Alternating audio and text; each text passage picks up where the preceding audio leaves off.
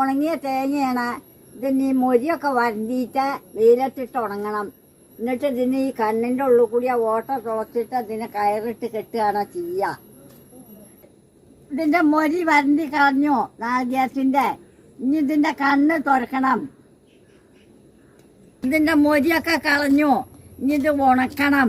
എന്നിട്ട് ഇതിനെ കയറിട്ടിട്ട് കെട്ടിയിട്ട് വല്ല ആണിയമ്പിലും തൂക്കുകയാണ് ചെയ്യുക. ഇതിൻ്റെ ഉള്ളിലത്തെ മണ്ണൊക്കെ കളഞ്ഞാൽ വൃത്തിയാക്കിക്കൊണ്ടു ഈ തുളയെ കൂടിയ കയറിട്ടിട്ട് കെട്ടണം.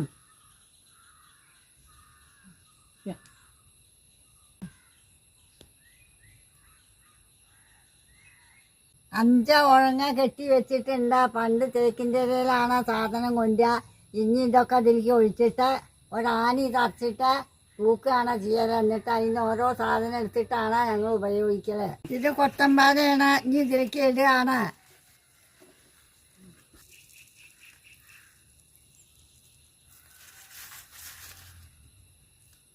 ഇത് ഉലുവയാണ്. ഇതും ഇതിലേക്ക് ഇടുകയാണ്.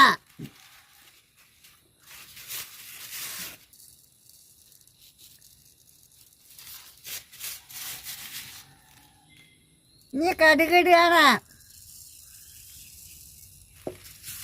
ഇനി ജീരകം ഇടുകയാണ്.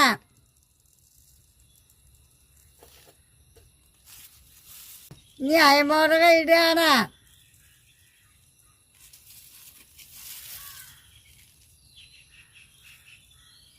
പഴയ കാലത്തെ കുപ്പിയോളും പ്ലാസ്റ്റിക്കും ഒന്നുമില്ല. അങ്ങനത്തെ ഉണങ്ങിലാണ് ഇട്ട് വെക്കല്. ഇനി ഇത് ആണി തറച്ച തൂക്കുകയാണ്.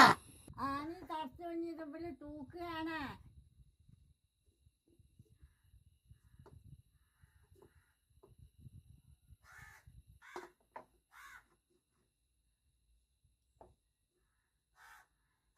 പണ്ട് കാലത്ത് അങ്ങനെയൊക്കെയാണ് ചെയ്തിരുന്നത്. നിങ്ങളൊക്കെ അത് കണ്ടിട്ടുണ്ടെങ്കിൽ ഒന്ന് പറഞ്ഞു തരുന്നുണ്ടോ?